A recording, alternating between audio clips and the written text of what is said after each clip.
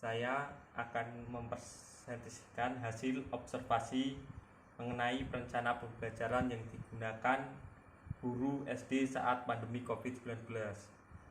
Sebelumnya perkenalan dulu, nama saya Rizal Abidin, NPM 18 12 01 96, kelas 4E, Pendidikan Guru Sekolah Dasar, Fakultas Ilmu Pendidikan, Universitas PGRI Semarang.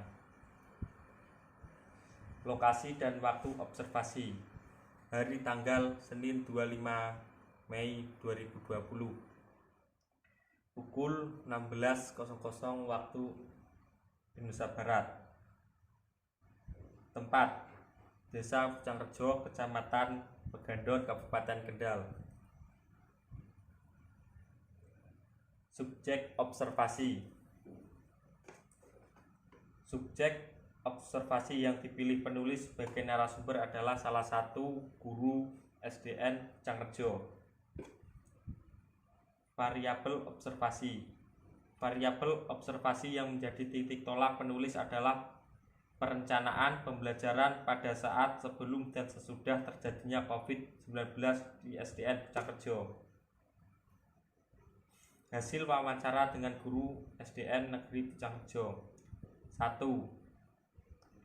Bagaimana pendapat Bapak Ibu tentang perencanaan pembelajaran sebelum ada COVID dan saat pandemi COVID-19 seperti ini?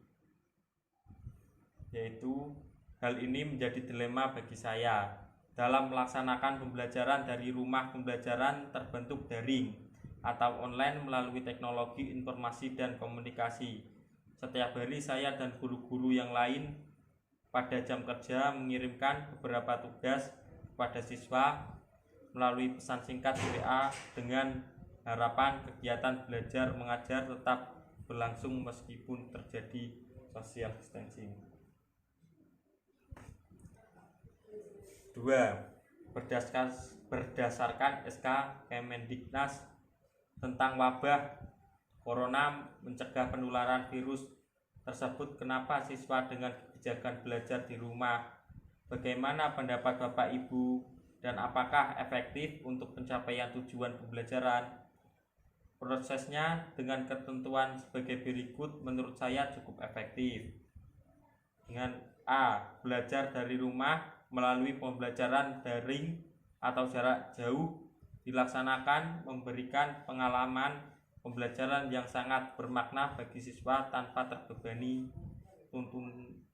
tuntutan menuntaskan pencapaian kurikulum, kenaikan kelas maupun kelulusan.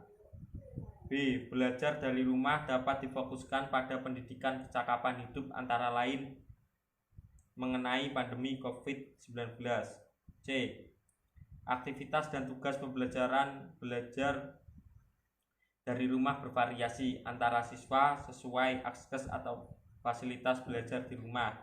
D. Bukti atau produk aktivitas belajar dari rumah diberi umpan balik yang bersifat kualitatif dan berguna bagi guru tanpa diharuskan memberi skor atau nilai kuantitatif.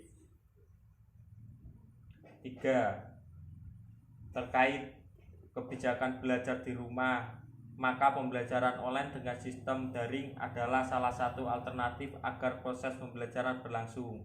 Lalu apa yang Bapak atau Ibu lakukan? Yaitu, guru membuka kalender pendidikan, menyesuaikan jadwal harian di sekolah, disesuaikan situasi di masa corona. Jadwal pelajaran dibuat sesederhana mungkin agar tidak memberatkan siswa dan wali murid, karena pada umumnya siswa mengerjakan tugas di rumah dari bimbingan orang tua dan kakaknya. 4. Kendala-kendala apa saja yang Bapak Ibu rasakan dengan pembelajaran daring? Yaitu keterbatasan akses internet karena sinyal internet di desa susah. 2. Kuota internet cepat habis untuk mengirim video pembelajaran dan menerima tugas dari siswa. 3. keterbatasan sarana IT. Banyak siswa yang tidak memiliki handphone atau WA, apalagi komputer, sehingga tidak sesuai semua siswa dapat mengikuti daring. Guru berusaha mencari siswa yang tidak bisa dijangkau dengan WA, namun kesulitan mendapatkan komitmen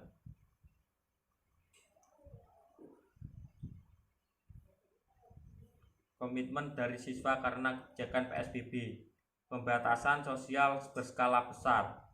Di samping guru juga tidak mengetahui secara pasti alasan siswa tidak mengerjakan tugas karena malas atau kurangnya informasi yang diterima. Kemudian kurangnya kesadaran dari siswa ataupun wali murid dalam merespon pembelajaran. 5. Apa yang perlu Bapak Ibu lakukan tentang kesiapan siswa, orang tua dan guru tentang pembelajaran daring? Yaitu mempersiapkan sarana IT, punya HP, WA, kuota internet yang cukup. Kemudian guru memberi pengarahan kepada siswa dan wali murid tentang teknis pembelajaran berlangsung. Kemudian guru aktif merespon dan membimbing siswa. Memberi batas waktu yang jelas, pemberian reward dan punishment yang tidak memberatkan siswa sesuai kondisi PSBB COVID-19. Kemudian 6. Sebagai ending proses pembelajaran, siswa harus mendapat nilai untuk menentukan keberhasilan belajar dalam 1 tahun.